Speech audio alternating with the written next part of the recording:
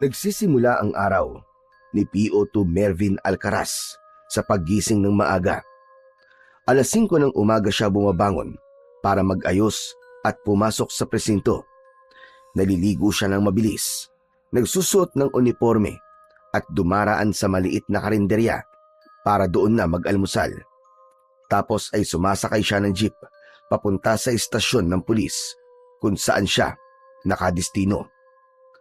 Sa trabaho ay madalas na abala si Mervin sa pagre-record ng blatter, pag-iikot sa mga barangay at pakikipag-usap sa mga reklamo ng residente na madalas ay tungkol sa away magkakapitbahay, nakawan ng kung ano-anong bagay o lasing na nanggugulo. Paminsan-minsan, sumasama rin siya sa operasyon ng mga mas nakatataas na opisyal. Tahimik lang siya, pero maayos siyang magtrabaho at may respeto siya sa lahat. Pagkatapos ng kanyang duty, ay umuwi siya sa inuupahang kwarto sa isang lumang apartment building sa May Recto. Kumakain siya ng hapunan sa isang tapsilugan at pagkatapos ay nanonood siya ng balita sa maliit na TV at minsan ay nag-eehersisyo bago matulog. Araw-araw, pareho lang ang routine niya at sanay na siya sa ganoong buhay.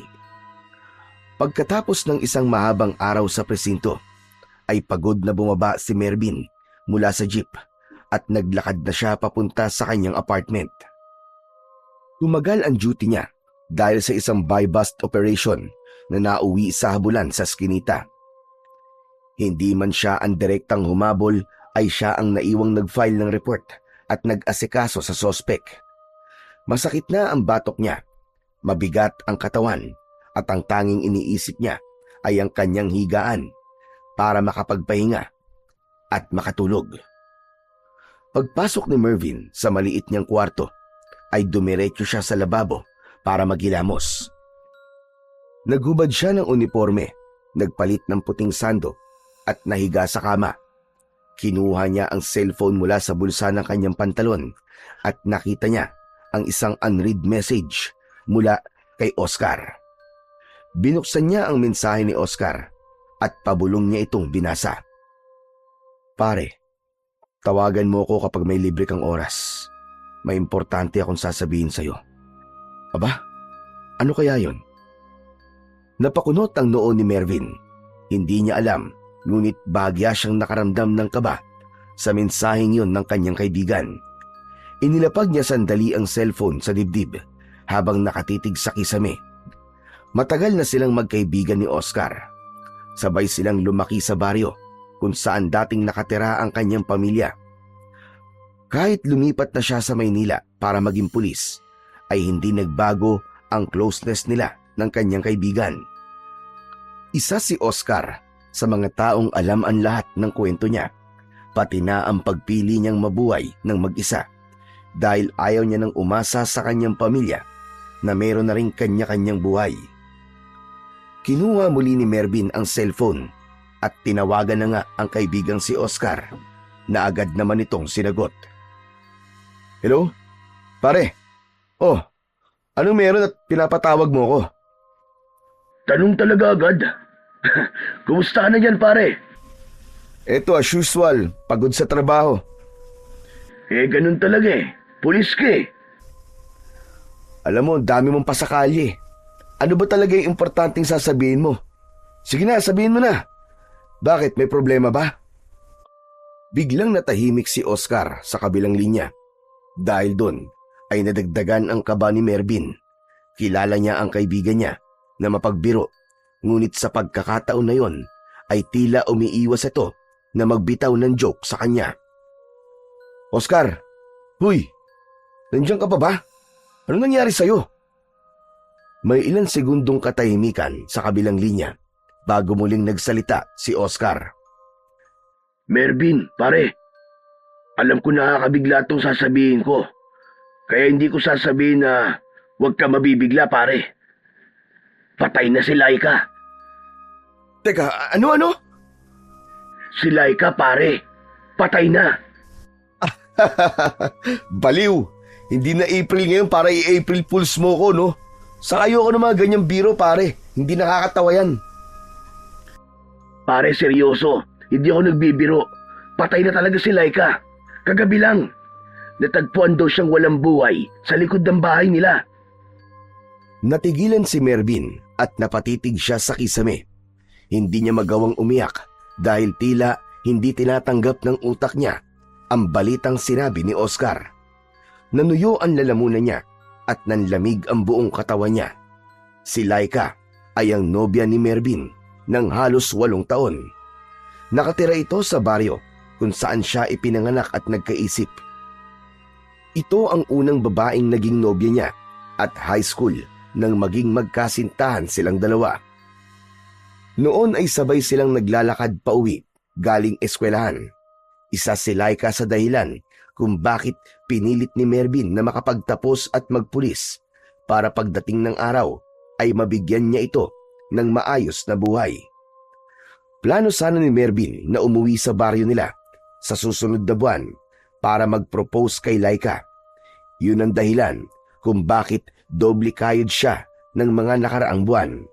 Pinaghahandaan na niya talaga ang magiging kasal nila dahil sigurado siya na mag-yes si Laika sa wedding proposal niya. Oscar, bibigyan pa kita ng 10 seconds para bawiin ang sinabi mo sa akin, ha? Sana nga pare. Pwede kong bawiin ang sinabi ko eh. Pero pare, wala na talaga. Patay na talaga si Laika, pare. Wala na siya. Pero, ang labo naman eh. Pare, ano nangyari? Paano? Siguro pare, mas maganda kung sa personal ko na lang sabihin sa'yo. Hindi maganda na dito natin to pinag-uusapan sa telepono. Alam ko masakit pare. Pasensya ka na talaga. Kung may magagawa lang sana ako. Pakiramdam ni Mervin ay hindi niya nakaya pa ang ibang sasabihin ni Oscar. Wala na siya sa kanyang sarili. Tinapos niya ang tawag na yon. Napaupo siya sa gilid ng kama at nabitiwan niya ang cellphone. Napahawak siya sa ulo niya at doon siya tuluyang napaiyak. Hindi siya humahagulgol pero paulit-ulit lang siyang lumuluha. Tumiim ang bagang niya habang pinipigilan ang pag-iyak. Ramdam niya na malaking bahagi ng buhay niya ang nawala ng sandaling yon. Hindi gaanong nakatulog si Mervin ng gabing yon. Mabigat na ang talukap ng mga mata niya pero ang utak niya ay patuloy sa pag-iisip ng napakaraming bagay. Hindi siya makapaniwala na hindi na niya magagawa ang mga plano at pangarap nila ni Laika. Pagsapit ng umaga ay bumangon na si Mervin.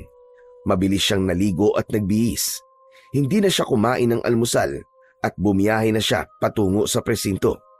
Pagdating niya roon ay dumiretso siya sa opisina ng kanilang detachment commander para magpa-leave. Ipinaliwanag niya rito ang dahilan kung bakit kailangan niyang mag-leave ng matagal at naintindihan naman siya nito. Matapos yun ay bumalik si Mervin sa apartment niya at agad siyang nag-empake. Inilabas niya ang kanyang maleta na may katamtamang laki. Naglagay siya ng mga damit at ilang personal na gamit doon. Matapos yun ay nagsuot siya ng simpleng polo at maong. Hindi na siya nag-aksaya ng oras at nagpunta na siya sa bus station at sumakay siya ng bus pauwi sa kanilang probinsya. Sa tabi ng bintana siya naupo at nang makabayad na siya ng pamasahe ay pumikit muna siya dahil alam niya na magiging mahaba ang magiging biyahe niya. Nag-aagaw na ang liwanag at dilim nang makarating si Mervin sa baryo kung saan siya isinilang. Samot-saring alaala ang bumalik sa kanya habang naglalakad. Hindi na siya dumiretso sa dati nilang bahay dahil wala na rin naman siyang babalikan doon. Matagal na yung naibenta nung lumipat na ang kanyang pamilya sa syudad. Wala siyang ibang maisip puntahan kundi ang bahay ng kaibigan niyang si Oscar. Makalipas ang ilang minuto ay narating na ni Mervin ang harapan ng bahay ni Oscar. Halos wala yung pinagbago. Malawak pa rin ang bakuran at naroon pa rin ang mga puno ng mangga na noon ay inaakyat nila kapag hitik yun sa bunga. Lumabas si Oscar sa bahay at nagulat ito nang makita si Mervin. Agad din itong napangiti at lumapit sa kanya. Oh, ang unexpected naman ito pare. Bakit naman hindi ka nagsabi na uuwi ka rito? Sinabi mong patay si Laika, di ba? Malamang uuwi ako rito. Pambihira talaga itong taong to. Oh. Ay, hehe, sa bagay, may point ka. Pero akala ko kasi sa mga susunod na araw ka pa makakapunta rito. Talagang inisikaso ko kagad ang leave ko, pare. Oo nga pala, pare. Baka pwedeng makituloy muna ako dito. Alam mo namang wala na kaming bahay dito eh. Ano ka ba? Hindi mo na kailangan magsabi, no? Welcome na welcome ka dito sa bahay ko. Anytime. Saka, maganda nga yun eh. Para may kasama na ako rito. Maraming salamat, pare. O tara, sa loob na tayo magkwentuhan. Saka, para makapagpahinga ka na rin muna. Alam ko na napagod ka sa biyahe. Kinuha ni Oscar ang maleta ni Mervin at nauna na itong pumasok sa loob ng bahay. Agad namang sumunod si Mervin dito. Malungkot siya dahil hindi bakasyon ang dahilan kung bakit siya umuwi sa baryo nila, kundi dahil namatay ang babaeng inakala niya na makakasama niya hanggang sa pagtanda. Pagpasok sa loob ay umupo si Mervin sa sopa, habang si Oscar naman ay dinulutan siya ng isang baso ng malamig na tubig. Umupo ito sa tabi niya at mataman siyang tinignan. Oscar, ano ba talaga nangyari kay Laika? Baka pwedeng sabihin mo na sa akin ngayon. Sigurado ka bang ready ka nang marinig ngayon, pare? Malalaman ko rin naman yan eh, kaya sabihin mo na. Hindi agad sumagot si Oscar. Tila nag-iipon muna ito ng lakas ng loob na sabihin kay Mervin ang dapat nitong malaman. Pare, pinatay siya. Natagpuan sa gubat ang katawan niya. Ha? Sinong pumatay sa kanya, pare? Hindi sino, pare. Ano? Teka. Anong ibig mo sabihin? Pare, may hinala ang mga tao rito na hindi raw tao ang pumatay kay Laika, pare. Ang sabi nila, aswang daw ang pumatay sa girlfriend mo. Napakunot ang noo ni Mervin. Napailing siya at bahagyang natawa. Ang labo naman, pare. Aswang! Pare, hindi totoo mga aswang. Kung pinatay si Laika, sigurado ko na tao ang may gawa nun sa kanya. Pare, hindi din ako naniniwala dati. Pero nang makita kong bangkay ni Laika, parang gusto ko nang maniwala na may aswang talaga na gumagala dito sa baryo natin. Bakit? Ano bang itsura ng katawan ni Laika nang makita nyo? Bakit nasasabi mong aswang ang pumatay sa kanya? Pasensya na, pare. Sa susunod ko na lamang sasabihin. Alam ko magiging sobrang sakit ito para sa iyo eh. Nang makita kasi namin ang bangkay ni Laika, pare, ay marami siyang kagat sa iba't ibang parte ng katawan niya na parang nilapa siya ng isang mabangis na hayop. Tapos, wakwak ang dibdib niya, pare. May laslas din siya sa magkabilaan niyang pulso. Nagpatuloy sa pagsasalita si Oscar, pero tila wala nang naintindihan si Mervin sa iba pa nitong mga sinabi. Hindi niya kayang maisip ang kalunos-lunos na kamatayan na sinapit ng kanyang pinakamamahal na nobya. Nanginig ang buo niyang katawan at ang mga luha na kanina pa niya pinipigilan ay tuluyan ng kumawala mula sa kanyang mga mata. Umusog si Oscar palapit kay Mervin at tinapik niya ang likod nito. Hindi na ito nagsalita habang patuloy siya sa kanyang pagluha. Nang kumalma si Mervin, ay tahimik siyang pumasok sa bakanting kwarto na inihanda ni Oscar para sa kanya. Malinis ang kama, meron dong aparador at isang bentilador.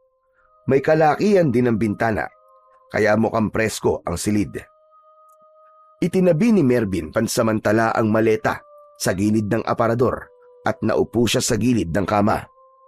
Pumikit siya at nabuo sa kanyang isipan ang maganda at maamong muka ni Laika. Lahat ng masasayang alaala nila ay bumalik sa kanya. Gaya na lang ng madalas nilang pagpunta sa tabing ilog para magpiknik.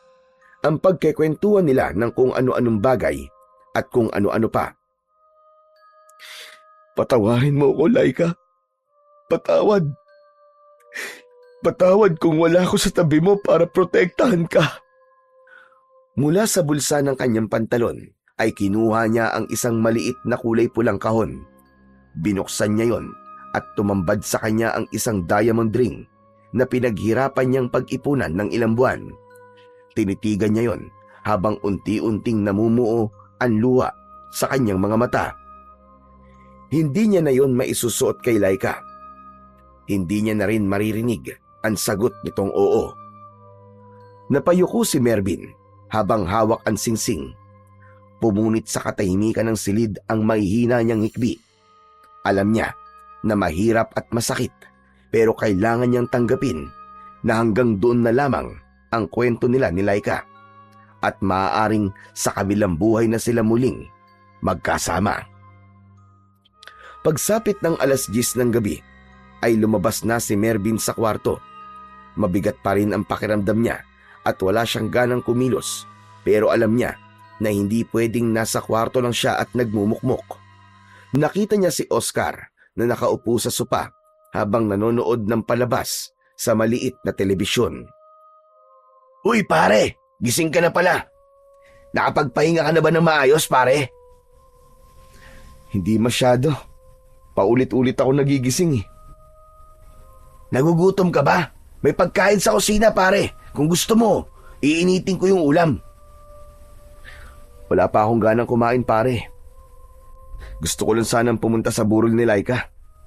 Gusto ko lang siyang makita pare. Sa pagkakaalam ko, parang bukas pa yata dadating ang katawan niya sa bahay nila pare. Inaayos pa raw kasi grabe raw talaga yung mga sugat niya. Alam mo na, nasabi ko naman sa'yo kung anong nangyari sa kanya, di ba? Naiintindihan ko pare. Pero ang hindi ko maintindihan ay ang sinasabi mong aswang ang pumatay kay Laika. Iyon talaga ang hinala namin pare. Pati nga pamilya niya galit na galit. Lalo na yung tatay niya si Mang Benjo. Hindi ako naniniwala ron, Oscar. Isa akong pulis. Nasanay akong maghanap ng ebidensya at ng paliwanag sa bawat krimen na nangyayari. Hindi ako basta nalang tatanggap ng kwentong kababalaghan, pare. Napakamot si Oscar sa likod ng ulo at napabuntong hininga. Pare, alam kong mahirap talagang paniwalaan. Ako nga nun eh.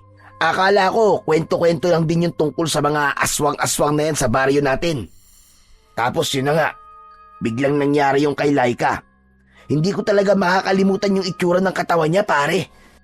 Nakakaawa. Hindi talaga yung kayang gawin ng isang tao, kahit sabihin na adik o kaya ay lasing. Ayoko munang maniwala, pare. Kailangan ko ng matibay na ebidensya sa sinasabi mo na aswang ang pumatay kay Laika. Pero wala ka ba napansin kay Laika bago mangyari ang pagpatay sa kanya? May mga kakaiba ba sa kilos niya? Pare naman, ginagamit mo na ang pagkapulis mo sa akin eh. Parang iniimbestigahan mo na ako niyan eh. Sagutin mo na lang ang tanong ko, pare. Napakunot ang noon ni Oscar at nag-isip ito ng ilang segundo bago sumagot.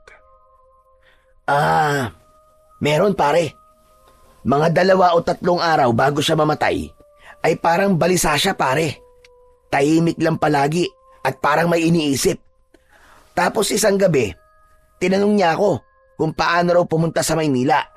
Sabi ko nga bakit hindi niya sa'yo itanong kasi ikaw ang nasa Maynila? Malay ko ba sa pagpunta sa syudad? Hindi pa nga ako nakakaalis sa baryo natin, no? Hindi ba niya sinabi, pare, kung bakit niya gustong pumunta sa Maynila? Hindi. Siguro. Baka naman gusto lang niya makita ka. Hindi ba? Matagal-tagal na rin yung huling beses na umuwi ka rito eh. Natahimik si Mervin at naglaro sa isip niya ang imahe ni Laika. Sa loob niya ay may pakiramdam siya na parang may mali sa pagkamatay ng kanyang nobya. Naramdaman niya ang pag-usbong sa puso niya ng pagnanais na alamin kung ano talaga ang nangyari. O paano pare? Mauna na ako matulog ha. Kapag nagutom ka, may pagkain sa kusina. Sige pare, maraming salamat. Humikab muna si Oscar at nagkamot ng tiyan bago pumasok sa kwarto nito. Naiwan si Mervin na nakaupo pa rin sa sopa. Tumayo siya at lumapit sa bintana. Hinawi niya ng bahagya ang kortina at tumingin sa labas. Walang katao-tao sa daan. Noon ay hindi ganun ang lugar na yon. Kahit liblib ang baryo nila, kapag ganung oras ay may mga tao pa rin sa labas. Marami pa rin mga batang naglalaro. Paulit-ulit na bumalik sa isip ni Mervin ang mga sinabi ni Oscar. Ang itsura ng katawan ni Laika, ang balak raw nitong pumunta ng Maynila at ang hinalang aswang ang may kagagawan sa pagpatay dito.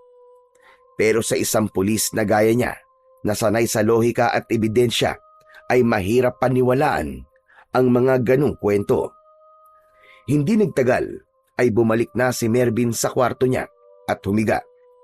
Nais niyang matulog pero sadyang mailap pa rin ang antok sa kanya. Tumayo si Mervin at lumabas ng bahay. Huminga siya ng malalim habang niyayakap siya ng malamig na hangin. Tumingin siya sa kawalan at hindi niya namalayang tumulo na pala ang luwa sa kanyang pisngi. Pakiramdam niya ay panaginip lang ang lahat ng yon. Kung alam lang sana niya na mangyayari yon, ay umuwi na lang sana siya sa baryo nila at doon naghanap ng trabaho.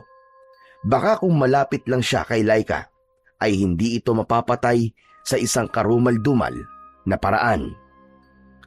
Kinabukasan ng umaga, ay nasa hapagkainan si Mervin dahil hinihintay niya si Oscar na lumabas para bumili ng kanilang almusal. Nakatitig siya sa kawalan at laman pa rin ng isip niya si Laika. Makalipas ang ilang sandali, ay dumating na si Oscar. May dala itong 2 plastik na may lamang pansit at isang supot ng pandesal. Inilapag nito ang mga yon sa lamesa. Kumain na tayo, Mervin. Masarap yung pansit ni Aling Lita. Ay, oo nga pala pare. Narinig ko sa usapan sa labas na naiuwi na raw sa bahay nila ang katawan ni Laika. Pupunta na ako ron ngayon pare.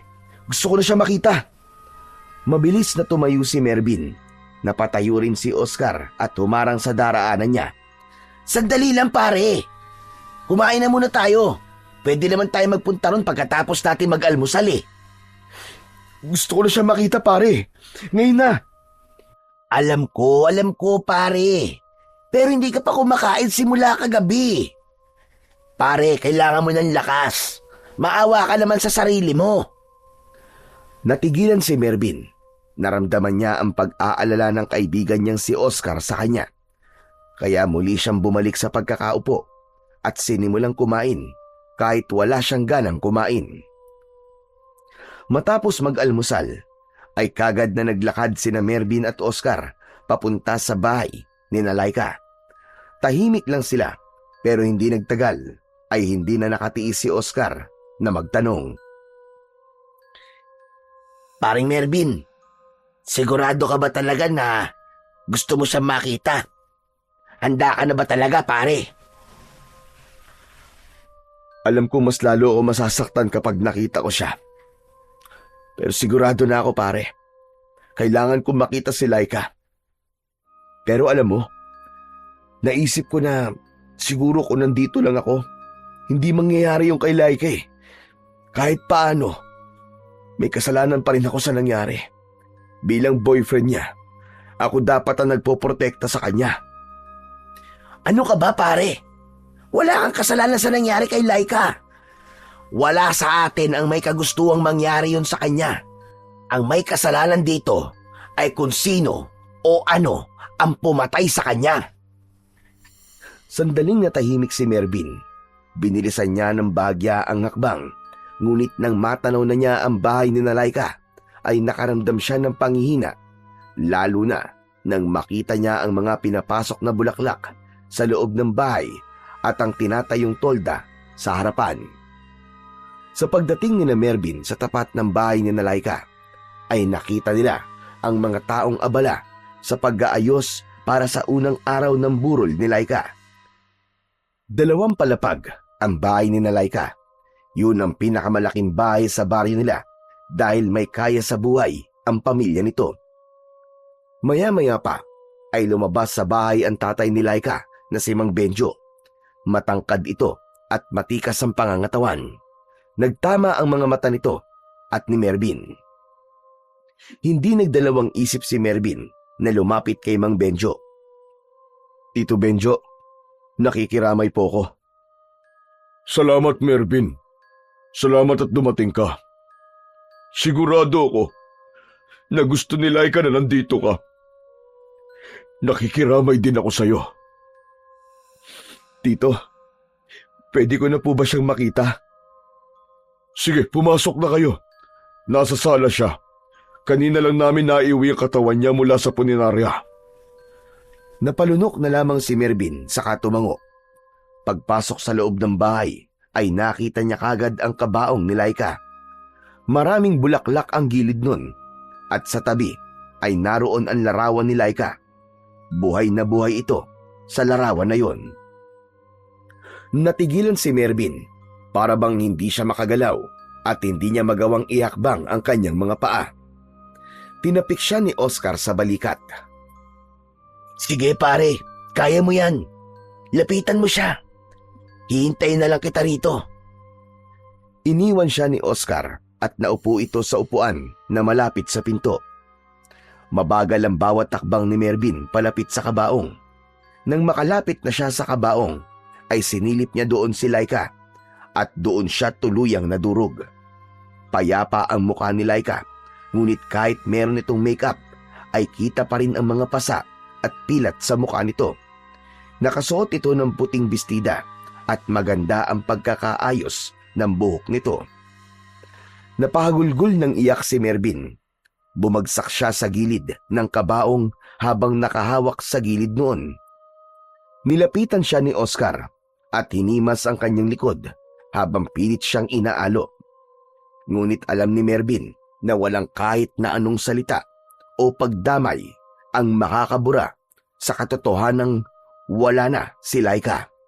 Wala na ang babaeng pinakamamahal niya.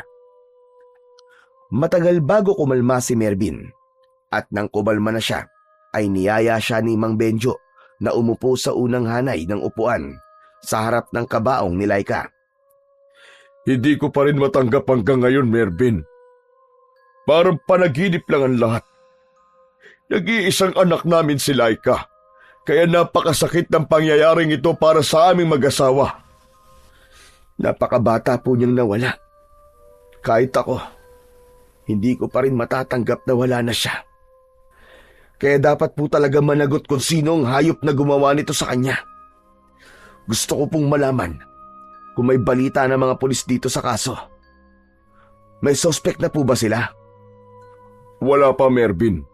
Patuloy pa rin ang investigasyon. May mga tinanong na sila, pero wala raw nakakita sa pangyayari.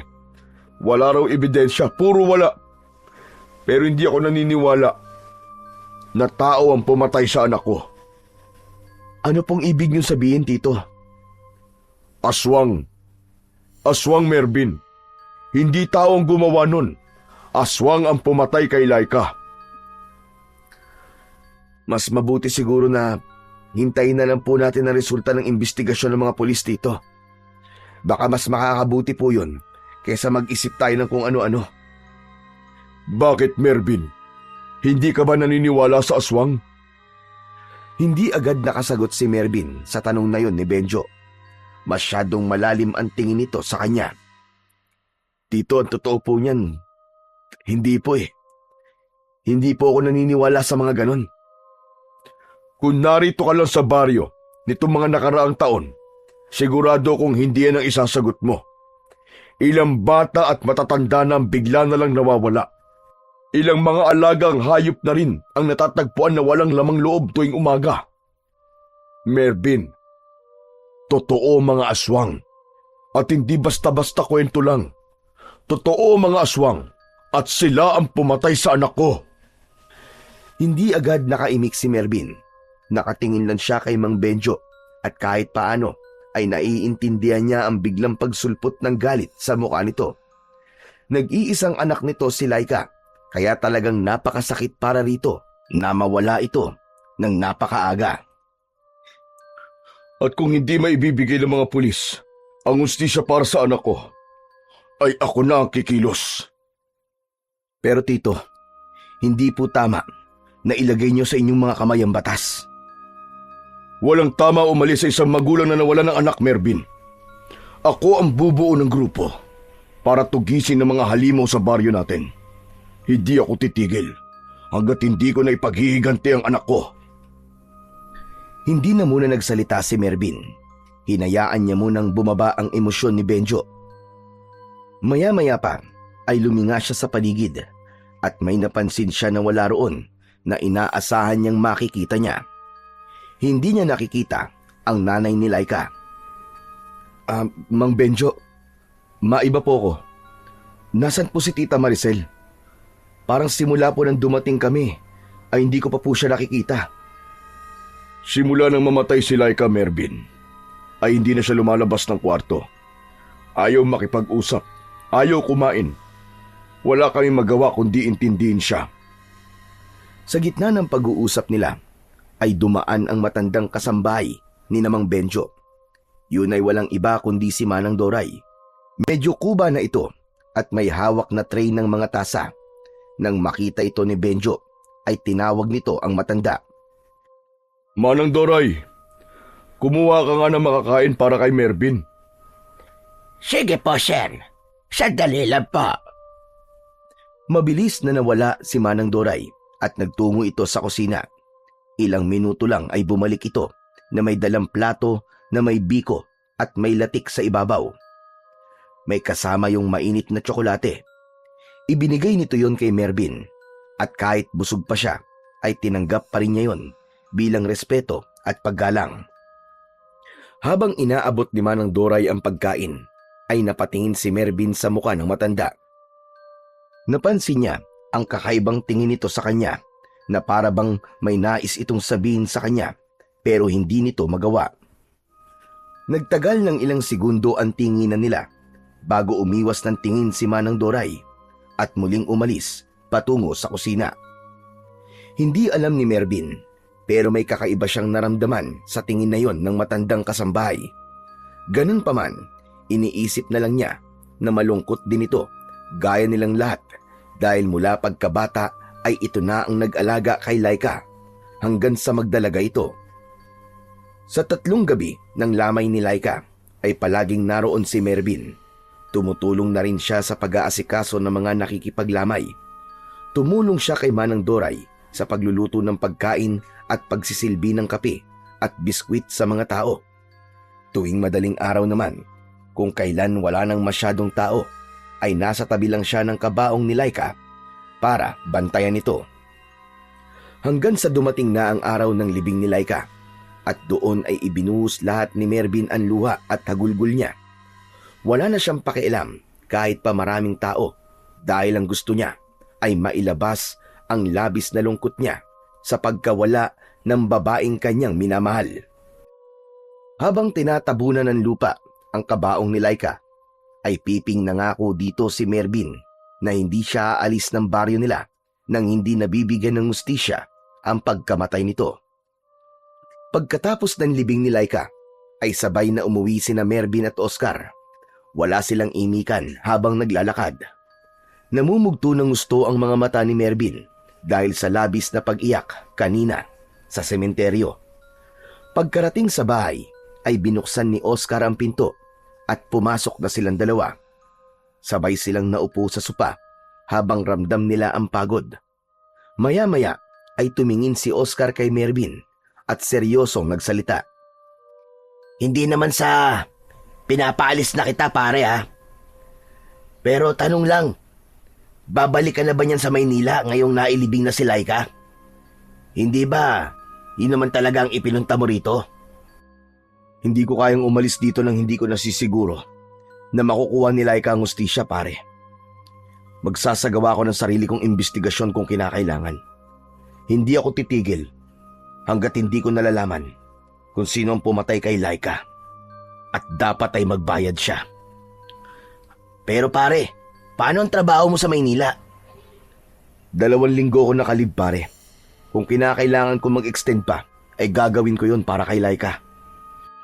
Grabe pare, ang tindi talaga ng pagmamahal mo sa kanya. Sigurado ko na kahit nasa langit na si Laika ngayon, ay kilig na kilig pa rin siya sa'yo. Hindi lang ang pagmamahal ko kay Laika ang dahilan kung bakit ko to ginagawa.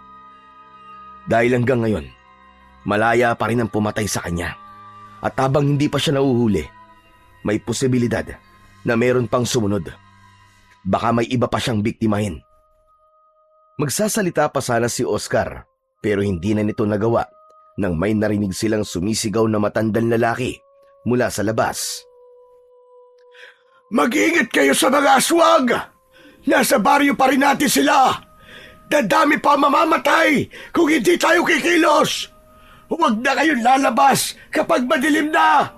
Makinig kayo sa akin! Totoo mga aswang! Totoo sila! Napatingin si Mervin kay Oscar habang nakakunot ang noo. Matapos ang ilang segundo ay tumayo si Mervin at lumapit sa bintana. Hinawi niya ang kortina at dumungaw. Nakita niya sa kalsada ang isang matandang lalaking balbasarado. Magulo ang buhok at putikan ang mga paa. Punit ang damit nito at maging yon ay puno rin ng natutuyong putik. Paulit-ulit itong sumisigaw habang naglalakad tangan ng isang may kahabaang patalim na noon lang niya nakita. Oscar, sino ba yung matandang yun? Yun. Si Mang David. Sa kabilang baryo siya nakatira.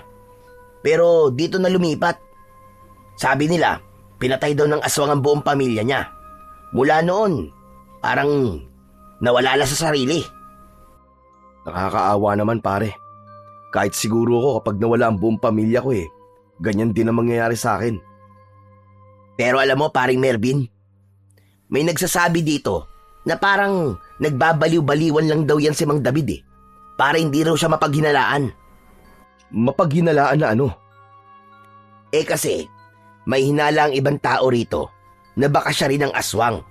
Baka raw siya rin mismo ang pumatay sa buong pamilya niya at nagkukunwari siyang baliw para hindi mapaghinalaan na aswang. Pero wala namang matibay na ebidensya, kaya hindi siya napapalis ng mga tao. Kaya ayan, pinabayaan na lang. Kahit na minsan, parang wala talaga siya sa wisyo. Aswang na naman. Kung aswang ako, bakit ko naman papatayin ang sarili kong pamilya, di ba? Ang mga tao talaga kung minsan, basta may masisi lang. Yun ay base lang sa mga naririnig ko, pare. Hindi rin ako sigurado kung totoo o hindi. Habang pinagmamasdan ni Mervin si Mang David, ay napansin niyang may 3 batang lalaki na sumusunod sa matanda. May hawak ang mga yon ng mga bato at labis siyang nagulantang nang biglang pinagbababato ng mga bata si Mang David, kung saan-saan tinamaan ng matanda, habang ang mga bata naman ay tuwang-tuwa, lalo na nang mapalood sa lupa si Mang David. Hindi na nag-atubili pa si Mervin. Mabilis siyang lumabas ng bahay. Agad niyang nilapitan ang matanda at iniharang niya ang sarili niya rito. Matalim ang mga mata na tinignan niya ang 3 bata. Hoy! Ano ba kayo? Tama na yan! Kayo Mga salbahe kayo Umuwi na kayo! Nagulat ang mga bata sa sigaw ni Mervin. Binitiwan ng mga ito ang mga bato at saka mabilis na tumakbo palayo. Nilingon ni Mervin si Mang David. Yumukod siya at doon niya nakita na dumudugo ang noon nito. Bakas ang panghihina ng matanda habang nakatitig ito sa kanya na para bang nagpapasaklolo ito. Tahimik lang si Mervin, pero sa loob-loob niya ay may sumisigaw na awa para sa matanda. Kahit pa pinaghihinalaan itong aswang, ay hindi dapat ito sinasaktan, lalo na't wala namang patunay na meron itong ginagawang masama o labag sa batas. May sugat po kayo sa noo, Tatang. Kaya niyo po bang tumayo? Hindi sumagot si Mang David. Nagpumilit itong tumayo, pero nang mabubuwal ito, ay agad itong inalalayan ni Mervin. Hinawakan niya ang braso at likod ng matanda. Mang David, kailangan po nating gamutin ang sugat niyo kasi hindi po tumitigil ang pagdurugo Baka po ma-impeksyon yan. Sumama po kayo sa akin.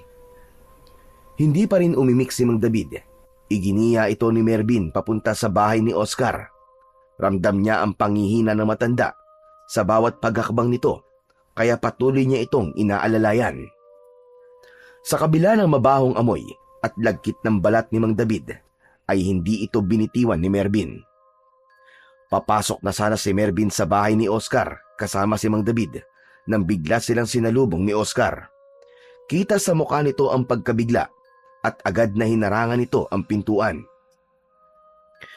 Mervin, pre! Bakit kasama mo yan? Hindi pwedeng pumasok dito ang baliw na yan at baka kung ano pa ang gawin niya eh. Tignan mo nga at may dala pa siyang patalim. Hindi mo ba nakikita, pare? May sugat siya at duguan. Kailangan niyang tulong. Ako na ang bahala sa kanya. Huwag ka na maraming sinasabi dyan. Napailing si Oscar at napatingin kay Mang David. Ay nako, sige na nga. Pero wag mo siyang papaupuin sa sopa. Ang baho-baho niyan eh. Hindi na kumibo si Mervin at ipinasok na niya si Mang David sa bahay. Pinaupo niya ito sa upuang kawayan, malapit sa bintana. Oscar, pakuha naman ng alkolo, tsaka bulak, at kahit na anong gamot para sa sugat. Lilinisan ko muna ito bago ko lalagyan ng gamot. Napabuntong hininga si Oscar, pero tumalima rin ito. Pumasok ito sa kwarto nito para kuhanin ang mga bagay na sinabi ni Mervin. Samantala, humarap si Mervin kay Mang David na bakas pa rin sa muka ang labis na panghihina. Ano po nararamdaman niyo, Mang David? Nahihilo ko at saka nanlalabo ang paningin ko. Huwag po kayo mag-alala, Tatang. Gagamutin ko po kayo. Ligtas po kayo rito. Hintayin lang po natin si Oscar. Dumating si Oscar na may dalang alkohol, bulak at ointment para sa sugat. Inilapag nito ang mga yon sa lamisita sa tabi ni Mervin at tumayo ito malapit sa pinto. Kinuha ni Mervin ang bulak at binasayo ng alkohol. Tatang, masasaktan po kayo ng konti rito ha, pero kailangan ko po itong gawin para hindi po ma-impeksyon ang sugat nyo. Kaya-kaya ko yan. Marami na ako naranasang mas masakit pa sa sugat na yan. Biglang natigilan si Mervin. Napahinto ang kanyang kamay sa ere bago idampi ang bulak sa sugat. Parang may sumundot sa dibdib niya at tila naunawaan niya bigla ang sakit na pinagdaraanan ng matanda dahil parehas silang nawalan ng mahal sa buhay. Sa mga mata ni Mang David, nakita niya ang labis na kalungkutan. Hindi na nagsalita si Mervin. Dahan-dahan niyang nilinis ang sugat ni Mang David. Habang idinadampi niya ang bulak na may alkohol sa sugat ng matanda, ay napangiwi ito at napapaaray kung minsan. Dahil doon ay hindi napigilan ni Mervin ang matawa ng bahagya. Akala ko po ba'y sabi niyo, kaya niyo po ang sakit, Mang David? Sinabi ko nga yun, pero hindi naman ibig sabihin na hindi na ako masasaktan. Napangiti si Mervin at nagpatuloy sa paglilinis ng sugat nito. Dinahan-dahan na niya at ginawa niya ang lahat para hindi na ito masyadong masaktan. Matapos ang ilang sandali ay kinuha niya ang ointment at marahang pinahiran ang sugat. Tumayo na siya at tinapik niya sa balikat si Mang David. Ayos na po yan, Mang David. Basta po wag na po kasi kayo masyadong maglalabas ng bahay niyo para hindi na rin po kayo pagkatuwaan ng mga bata. Tumango lamang si Mang David habang nakasandal pa rin sa upuan. Napansin naman ni Mervin na nanginginig ang matanda at nahinuha niyang gutom na gutom ito. Nagtungo siya sa kusina at napansin niya ang 2 piraso ng turon na nakapatong sa maliit na platito sa mesa. Kinuha niya yon at nang balikan niya si Mang David ay inabot niya ito roon. Mukhang gutom na gutom po kayo, Tatang. Kainin niyo po muna ito bago po kayo umalis. Hoy! Merienda ko yan mamaya eh. Bakit mo naman ipapakain yan, pare? Kahit 10 turon, bibilang kita, Oscar. Gutom na yung tao. Pambihira ka naman, Hayaan mo na. Walang nagawa si Oscar nang simulan ng kainin ni Mang David ang turon.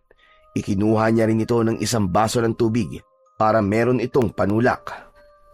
Tahimik lamang na pinapanood ni Mervin si Mang David habang kumakain. Hindi niya maisip na dahil sa may problema ito sa pag-iisip ay nakakaranas ito ng ganong uri ng pananakit. Makalipas ang ilang minuto ay naubos na ni Mang David ang turon. Inabot dito ni Mervin ang 1,500 piso na hindi naman ito tinanggihan. Mang David, ibili niyo po yan ng pagkain niyo mamaya ha. Sa tagal ko na rito sa baryo, ngayon lang may nagpakita sa akin ng kabutihan. At sa isang dayo pa talaga. Hindi po ako dayo dito, Mang David. Dito po ako'y pinanganak. Sa Maynila lang po ako nagtatrabaho, kaya matagal po ako nawala dito. Aba, teka. Anong sinasabi mong ngayon ka lang nakaranas ng kabutihan, Mang David? Minsan inaabutan din naman kita ng pera. Nakalimutan mo na ba yon? Barya lang ang binibigay mo, Oscar. Hindi kagaya nito, 500 piso. Napakamot sa batok si Oscar at talagang napahiya. Habang natatawa na lang si Mervin, maya-maya ay matamang tumingin si Mang David kay Mervin. Ano nga palang pangalan mo? Mervin po. Maraming salamat, Mervin. Likas ang kabutihan sa iyong puso. Aalis na ako. Sigurado po ba kayo na kaya niyo na po maglakad? Gusto niyo po bang iatid ko po kayo sa bahay niyo? Hindi na kailangan. Nakapagpahinga naman na ako kahit papano. Maraming salamat ulit sa iyo, Mervin. Tahimik lang na tumango si Mervin. Tumayo na si Mang David at naglakad palabas ng bahay. Nang makalayo na ito, ay agad na sumingot si Oscar na para bang meron itong inaamoy na kung ano. Hoy, ano ba nangyayari sa'yo? Para ka diyang pusang naghahanap ng tinik ah. Ang baho talaga ng bahay, tol. Kailangan natin maglinis. Amoy galing sa kanilang iniwang amoy ni Mang David eh. Grabe ka naman sa tao, pre. Ang baho ng bahay ay kayang linisin. Pero yung tulong at kabutihan na pinakita natin sa kanya, sigurado kong habang buhay niya yung maaalala. Aba, dapat yata ipagpatayo ka na ng rebulto dito sa baryo, Mervin ah. Ikaw ang patron ng mga pulubi at amoy impyerno. Natawa si Mervin at umiling. Matapos yun, ay tinulungan na lang niya si Oscar na maglinis ng bahay nito para huminto na ito sa pagrereklamo ng amoy ng bahay dahil kay Mang David. Habang nagpupunas si Mervin ng mesa sa sala, ay napatingin siya sa upuang kawayan kung saan kanina umupo si Mang David. May kung anong makinang sa ilalim nun na agad na umagaw ng pansin niya. Yumuko at sumilip siya sa ilalim ng upuan. Kinuha niya ang bagay na naroon at napagtanto niya na yun ay may kahabaang patalim na dala ni Mang David. Kakaiba ang itsura ng naturang patalim. Nasa tansya ni Mervin ay 2 dangkal niya ang haba. Ang talim nun ay parang kahugis ng kidlat na medyo pabaliko. Mapusyaw na puti ang kulay nun na parang maihahalin tulad sa marmol. Ang hawakan naman nun na gawa sa matibay na uri ng kahoy ay may mga nakaukit na simbolo na hindi niya mawarian kung ano. Tumindig si Mervin at lumapit kay Oscar na noon ay abala sa pagwawalis. Oscar, sandali. Tignan mo to. Oh, di ba kay Mang David yan? Bakit mo ninakaw sa kanya? Sira ulo. Sa tingin mo ba mukha ako magdanakaw? Naiwan niya to dun sa ilalim ng bangko. Kanina ko lang napansin. Palagi niyang dala yan kahit saan siya pumunta eh. Pero hindi naman niya yung ginagamit. Ang mabuti pa siguro ay ibalik natin to sa kanya. Tara, samahan mo ako. Napailing si Oscar, sabay buntong hinga. Ay nako pare, ang layo ng bahay ni Mang David, baka akala mo. Dun pa yon sa may tabing ilog. Ang sukal pa ng daan papunta dun. Saan nakakatamad pre? Babalik din yun dito para kunin yun, kaya huwag ka na magpapagod na puntahan siya. Saglit na natigilan si Mervin. Tinignan niya muli ang patalim. May kung anong hindi niya maipaliwanag na pakiramdam habang hawak niya yon.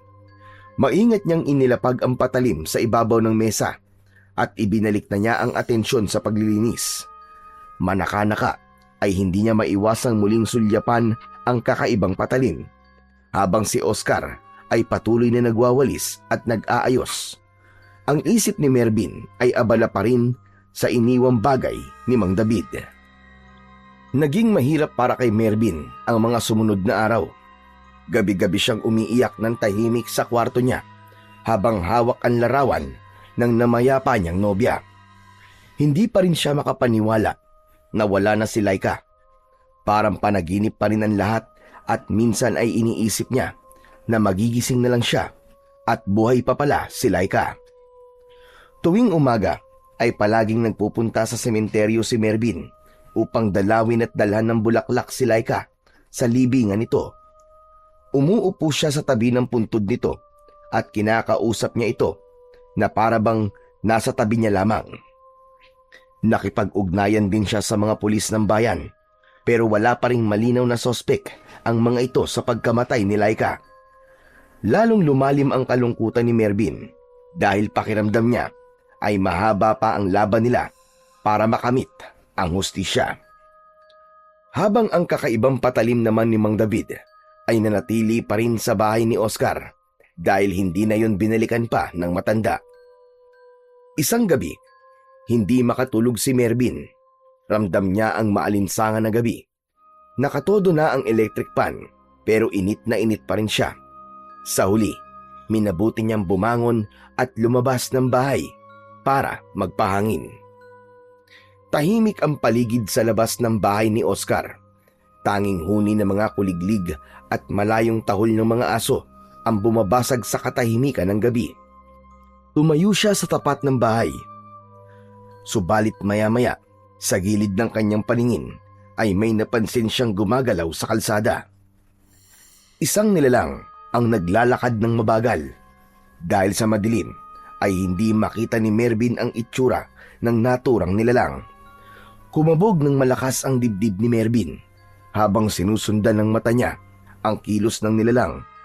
Nang mapalingon nito sa direksyon niya ay nanlamig ang buo niyang katawan nang makita niya ang mapupulan nitong mga mata na tila nagliliwanag sa gitna ng dilim. Biglang tumakbo ang nilalang patungo kay Mervin. Habang palapit ito ay doon niya nakita ang nakakatakot nitong anyo.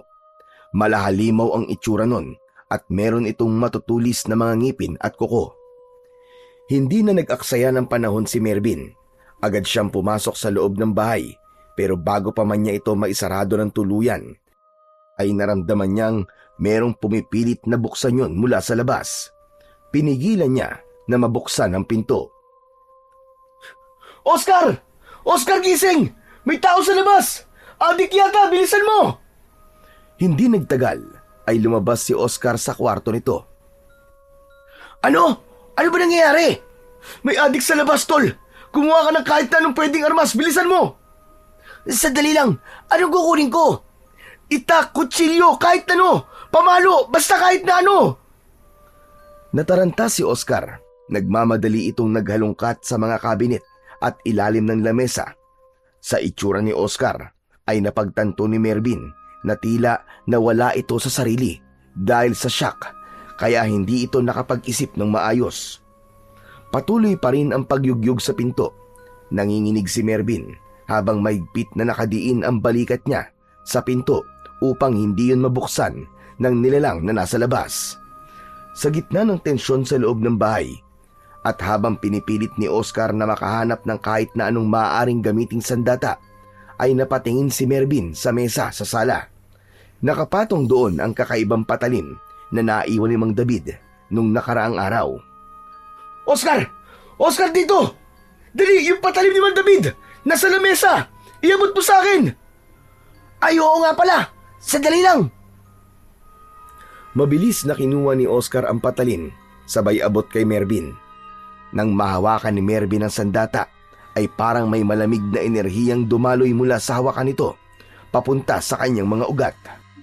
Nanindig ang balahibo niya, at parang may nagising na kung ano sa loob ng kanyang katawan. Umalis na si Mervin sa pinto, at tuluyan niyang binuksan yun. Buong lakas niyang sinipa ang tiyan ng nilalang at tumilapon ito sa lupa. Lumabas si Mervin, tangan ang kakaibang patalim. Bago siya naging pulis, ay nagsanay siya ng tanto jutsu. Isa yung uri ng Japanese martial arts na nakatuon sa paggamit ng patalim. Doon, hindi lang siya basta tinuruan na gumamit ng patalim bilang armas, kundi tinuruan din siyang magbasa ng galaw ng kalaban at umatake gamit ang mabilis, tiyak at nakamamatay na galaw. Sumugod ang nilalang na parang hayok sa dugo.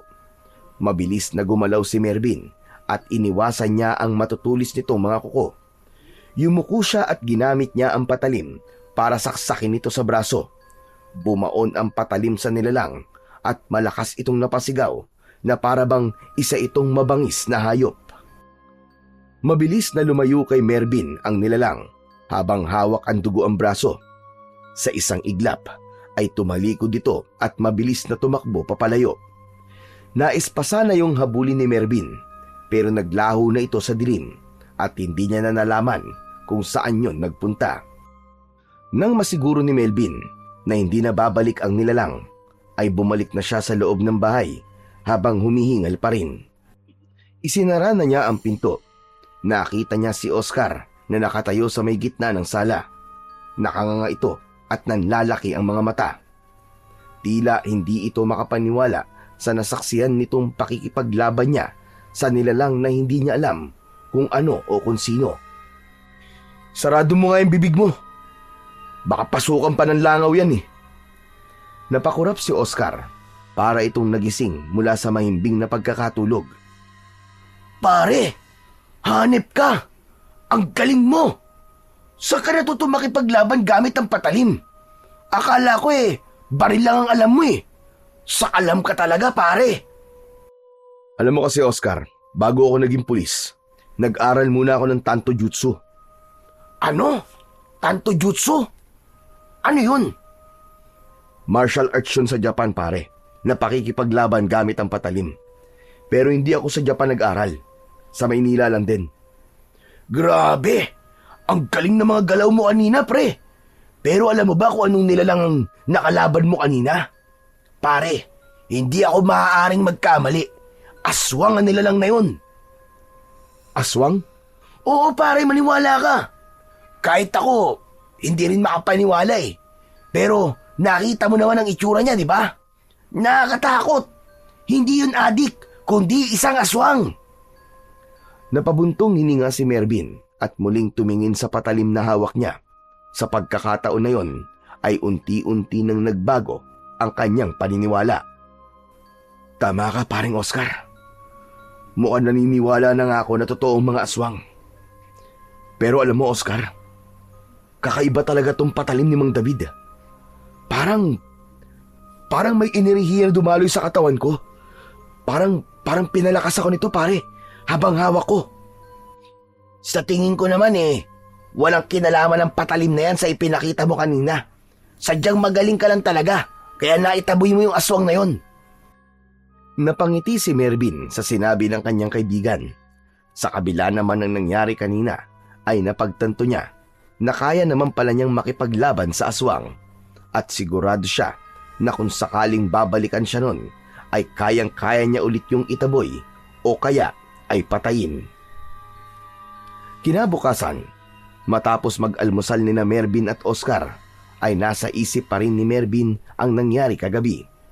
Bukod doon, ay iniisip niya rin ang kakaibang lakas na bumalot sa kanya nang hawakan niya ang kakaibang patalim ni Mang David.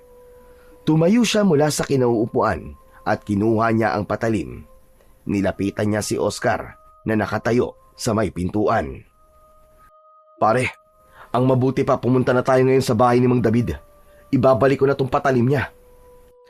Tinignan siya ni Oscar mula sa tasa ng kape na hawak, saka tumiklop ng labi at bumuntong hininga.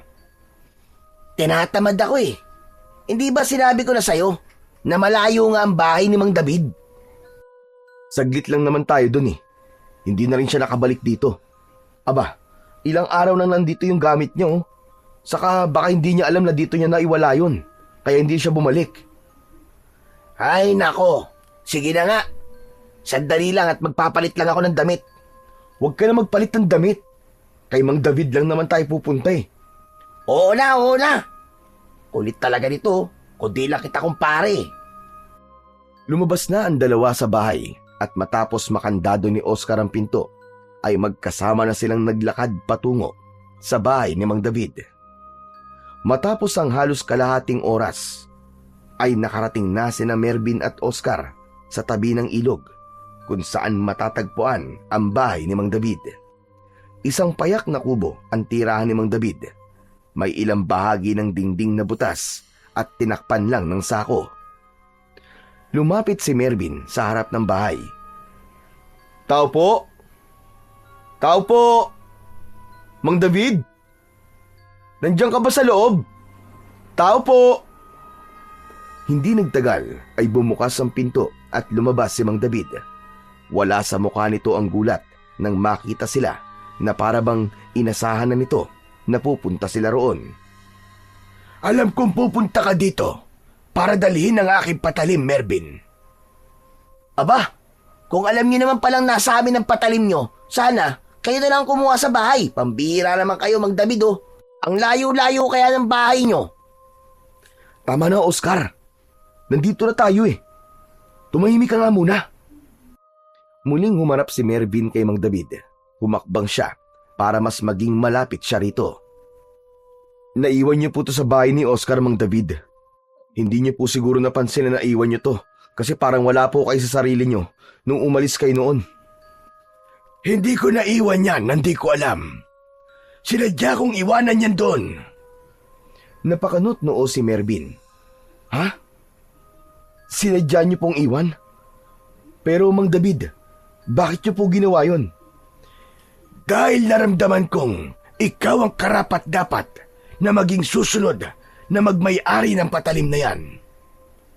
Mabuti ang puso mo, Mervin, at may likas kang tapang at lakas na hindi meron ng lahat.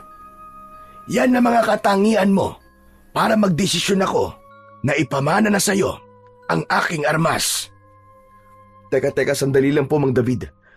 Naguguluhan po ako sa mga sinasabi niyo eh. Bakit niyo po ipapamana sa akin ang patalim na to? Oo nga naman, Mang David. Saka, kung pangamanahan niyo ang kaibigan ko, baka pwedeng kayamanan na lang. Tumahimik ka nga muna, Oscar. Ang daldal mo talaga. Mang David, ano ba talaga ang patalim na to? Tsaka, bakit po nung hawakan ko to kagabi, ay para bang may dumaloy na kakaibang lakas sa katawan ko? Nakita ko ang laban mo kagabi sa aswang. Mahusay ka, Mervin. Kaya napatunayan kong tama talaga ang desisyon ko na sa'yo ipagkatiwala ang patalim na yan. Ay, dako. Ang dami niyo pang pasakalya, Mang David, eh. Pwede bang diretsuin niyo na kami? Ano ba talaga ang patalim na yan?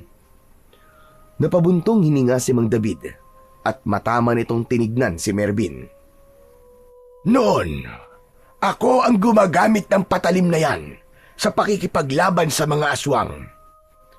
Sa dami ng napatay kong aswang, ay gumanti sila sa akin. Isang gabi, habang wala ako sa bahay, ay pinasok nila ang tahanan ko at pinatay nila ang buong pamilya ko. Simula noon, parang may nabasag sa akin. Nawawala ako sa akin sarili. Minsan matino ako, minsan naman ay hindi. At doon ko naisip na hindi ko na kayang gamitin ang patalim na yan na gawa sa pangil ng kidlat. Hindi na ako karapat-dapat para riyan. Kaya naisip ko na ipagkakatiwala ko na ito sa ibang tao. At yun ay walang iba, kundi ikaw, Mervin. Ibig sabihin po gawa po ito sa pangil ng kidlat. Pero wala naman pong pangil ang kidlat ha. Hindi literal. Ayon sa tatay ko, may isang bakal na tinamaan ng kidlat sa gitna ng malakas na bagyo. Kumuha siya ng bahagi ng metal na yon at pinanday niya para maging hugis na parang pangil ng kidlat. Ang hawakan naman yan ay may mutya sa loob at kung sino may hawak ng armas na yan, basta siya ay karapat-dapat ay magtataglay ng kakaiban lakas at bilis. Mabisay ang panlaban sa mga aswang at gusto kong ikaw na ang gumamit niyan, Mervin. Hindi po ako pumunta rito para makipaglaban sa mga aswang.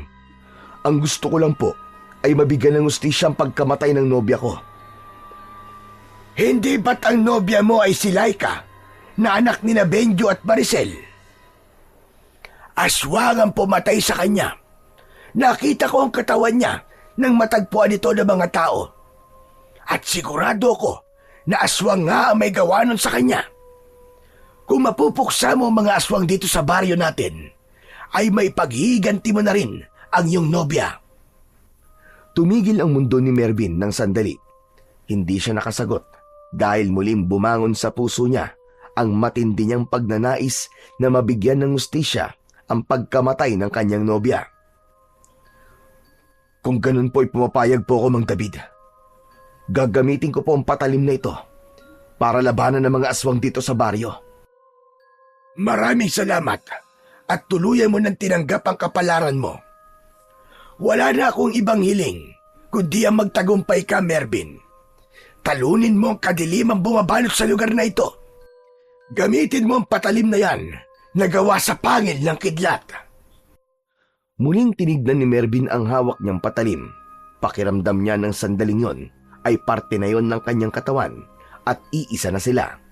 Sa kanyang isipan ay naglaro ang imahe ng aswang at nangako siya sa kanyang sarili na sa susunod na makakaharap niya ito ay hindi niya na ito hahayaan na mabuhay pa.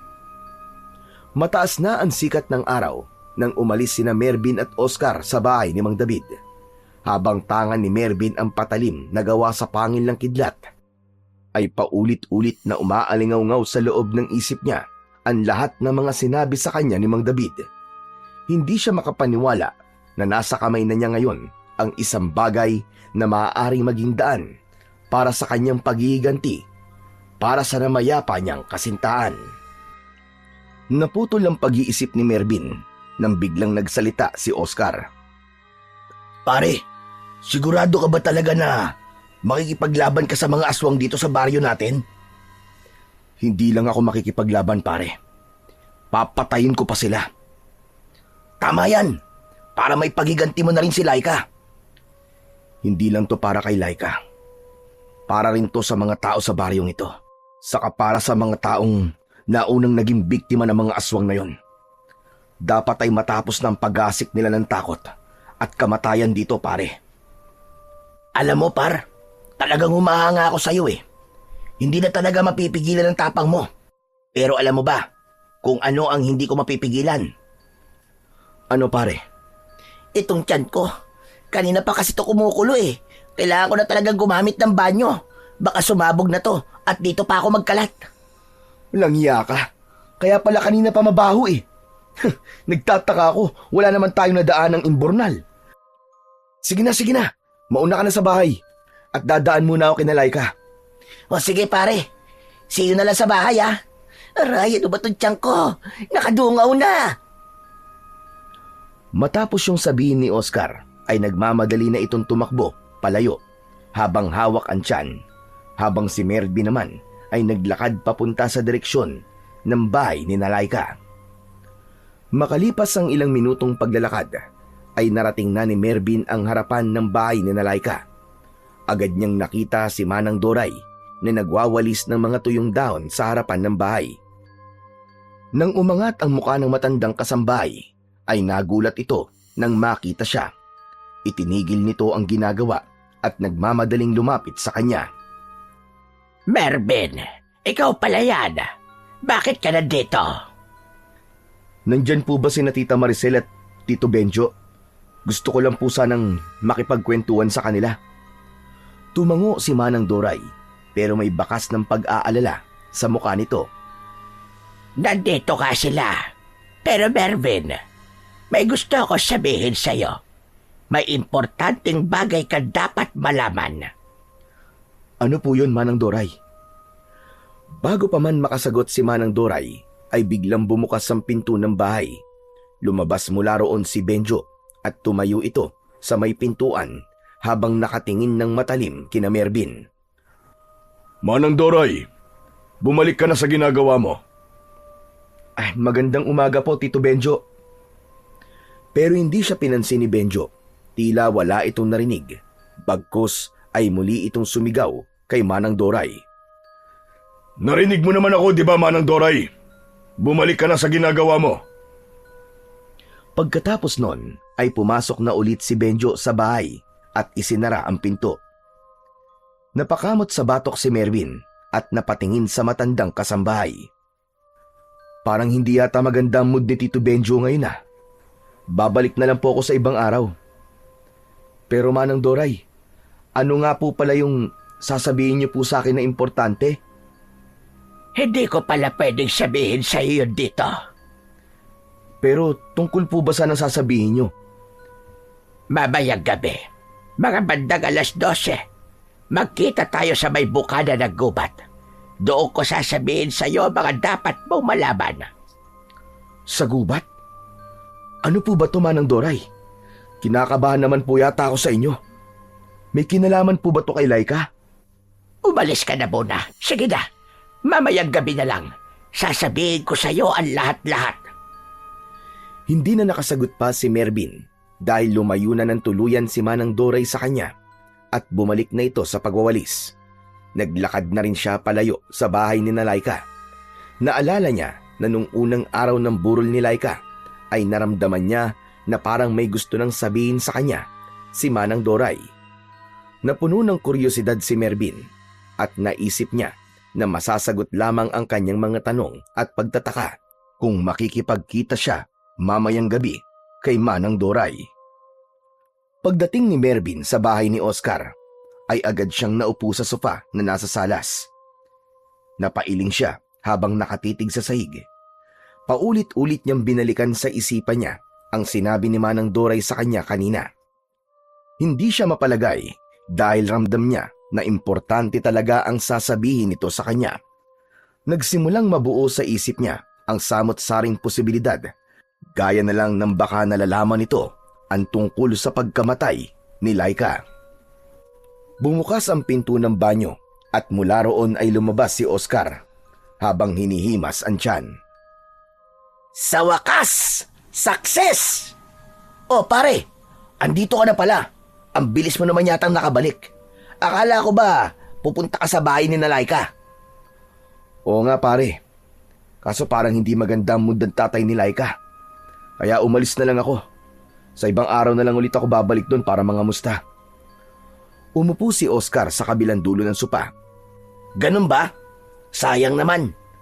Malungkot lang yun kasi wala na ang anak niya. Yan nga rin ang naisip ko eh.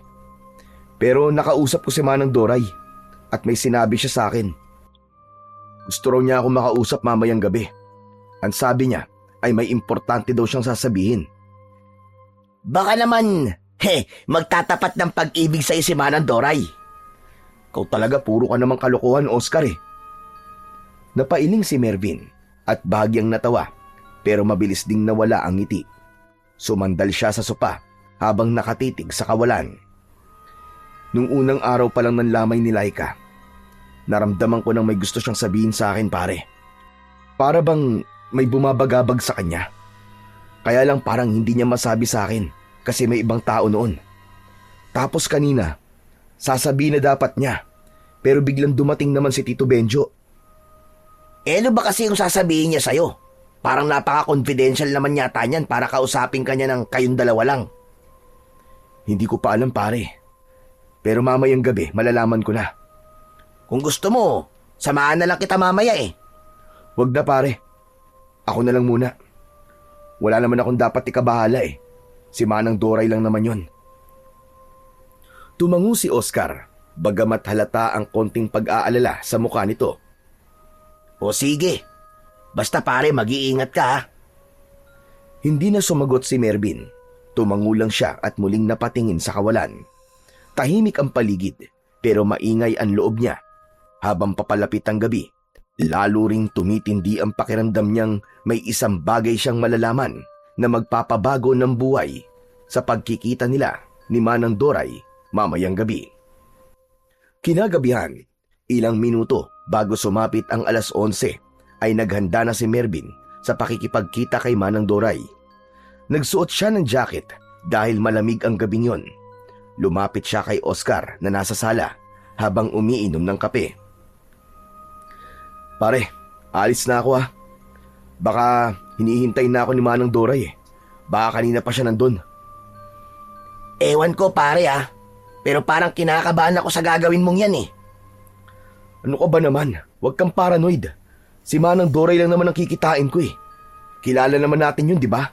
Malapit siya kay Laika. Mabait yun. Saan ba kayo magkikita? Para alam ko kung saan ka pupuntahan kung sakali. Doon sa bukana ng gubat. Doon daw niya gusto makipag-usap sa akin eh. O sige pare, ganito na lang Kapag lumipas ang 1 oras at hindi ka pa rin bumabalik, ay susundan na kita ron, okay? O sige, ayos lang. Mas mabuti na nga siguro yung nasa isip mo. Matapos yun ay nagdesisyon na si Mervin na umalis. Papunta na sana siya sa pintuan nang makita niya ang patalim na ibinigay sa kanya ni Mang David. Nakapatong yun sa mesa na nasa gitna ng sala. Sandali niya yung tinignan. Oh, akala ko ba aalis ka na? May nakalimutan ka pa ba? Mas maganda sigurong daling ko ang patalim ni Mang David. Tama ka dyan pare, dalhin mo nga yan para may proteksyon ka. Walang pagdadalawang isip na kinuha ni Mervin ang patalim na gawa sa pangil ng kidlat. Muli siyang nagpaalam kay Oscar at sa pagkakataon na yon ay tuluyan na siyang lumabas ng bahay ni Oscar. Habang naglalakad si Mervin sa gitna ng kadiliman ng gabi, ay may kakaiba siyang naramdaman. Parang may mga matang nakamasid sa kanya mula sa kung saan. Nagtataasan ang balahibo niya sa braso at kakaiba ang kilabot na bumabalot sa kanya. Humigpit ang pagkakahawak niya sa patalim at patuloy niyang nararamdaman ang kakaibang enerhiyang ibinibigay nun sa kanya. Maya-maya ay sandaling huminto si Mervin at mabilis siyang lumingon sa likod. Tumingin din siya sa kaliwat kanan pero wala siyang nakitang kakaiba o kahina-hinala. Nilakasan niya ang pakiramdam niya. Wala man siyang nakikitang maaaring magdulot ng peligro sa buhay niya, ay hindi niya maitatanggi ang kabang nasa dibdib niya. Muling nagpatuloy sa paglalakad si Mervin. Bawat takbang niya ay mas lalong lumalakas ang tibok ng puso niya, kaya hindi siya nagpakampante at inihanda niya ang sarili kung sakali na may aswang na umatake sa kanya. Makalipas ang ilang minuto ng paglalakad, ay nakarating na si Mervin sa bukana ng gubat. Agad niyang nakita roon si Manang Doray na may dalang lampara. Bakas sa mukha nito ang takot at kaba. Manang Doray, nandito na po pala kayo. Pasensya na po kung ngayon lang ako Kanina pa po ba kayo rito? Hindi naman. Halos kararating ko lang din. Hinintay ko pa kasi munang makatulog sina Medyo at Maricel. Siya nga pala, Manang Doray. Ano po ba yung importanteng bagay na sasabihin niyo sa akin? Sandaling natahimik si Manang Doray habang matiim itong nakatingin kay Mervin. Isang malalim na paghinga ang pinakawalan nito bago ito nagsalitang muli. Mervin, makinig ka. Hindi totoo na pinatay si Laika ng aswang. Nagpakamatay siya. Ha? Manang, teka, parang imposible naman po yata yung sinasabi niyo. Bakit naman po niya gagawin yun? Makinig ka sa aking mabuti. Bago nagpakamatay si Laika, ay may ibinigay siya sa akin na sulat. Ang sabi niya, ibigay ko ang sulat na yun sa'yo kung sakaling mawala na siya. Hindi ko naman akalaing seryoso siya. Akala ko'y wala siyang kakayahan na gawin yun sa sarili niya.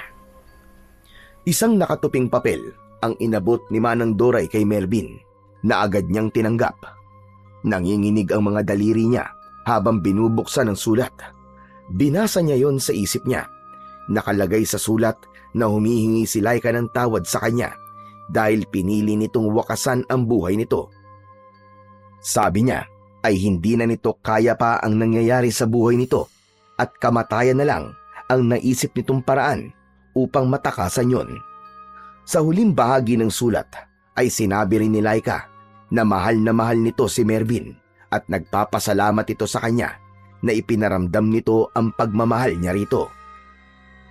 Luhaan at nanginginig ang buong katawan ni Mervin matapos niyang basahin ang sulat na yon ni Laika. Bakit hindi niya sinabi sa akin ng lahat ng to? Ano bang pinagdadaanan niya, Manang Doray? Bakit siya nagpakamatay? Dahil gusto ni na Bedyo at Maricel na gawing kagaya nila si Laika. Gusto rin nilang maging aswang si Laika. Sandaling natahimik si Mervin. Tila umurong ang luha niya sa sinabing yon ni Manang Doray. Kumunot ang noo niya dahil sa labis na pagtataka. Ano, Manang Doray? Ang ibig niyong sabihin aswang ang mga magulang ni Laika? Teka. Hindi ko maintindihan, Manang Doray. Hindi nila totoong anak si Laika, Mervin. Inampon lang nila si Laika dahil hindi nila kayang makabuo ng sarili nilang anak. Inampon nila si Laika kasi gusto nilang may pagpasahan ng pagiging aswang nila. At nang malaman ni Laika yon, ay hindi siya pumayag. Pero wala naman siyang magagawa dahil malaki ang utang na loob niya kina Bedyo at Maricel. Sa pagkakataon na yon, ay unti-unti nang naunawaan ni Mervin ang lahat. Kaya pala siya nagpakamatay dahil ayaw niyang maging aswang. Pero kung totoong nagpakamatay si Laika, ay bakit parang nilapa ng mabangis na hayop ang katawan niya? Ang sabi pa ng mga tao ay aswang daw ang pumatay kay Laika base sa itsura ng katawan niya nang makita nila to. Sina Bedyo at Maricel ang gumawa nun sa katawan ni Laika. Nagmatagpuan nila ang katawan ni Laika sa kwarto na wala ng buhay, ay nataranta sila. Natakot silang malaman ng mga tao na nagpakamatay si Laika. Alam mong malaking kahihiyan yon sa kanila at baka ungkatin pa ng mga pulis kung bakit nagpatiwakal ang anak nila. Kapag nangyari yon, ay malalaman ng lahat na sila ang aswang sa baryo na ito. Kaya nag-anyong aswang sina Bedyo at Maricel at pinalabas nila na aswang ang pumatay kay Laika. Mga hayop sila. Ang galing nilang magpanggap. Mga demonyo. Matagal ko nang alam na aswang ang mag-asawa na yon. Nangako sila sa akin na hindi nila ako sasaktan basta't manahimik lamang ako. Kailangan ko ng pera, kaya pumayag naman ako. Pero hindi ko na kaya. Lalo na ngayon na binaboy nila ang katawan ni Laika at mas lalo pa dumarami ang nagiging biktima nila. Hindi ko na kayang manahimik. Hindi na lang ito tungkol kay Laika, kundi pati na rin sa iba pang mga inosenteng tao na pinatay nila.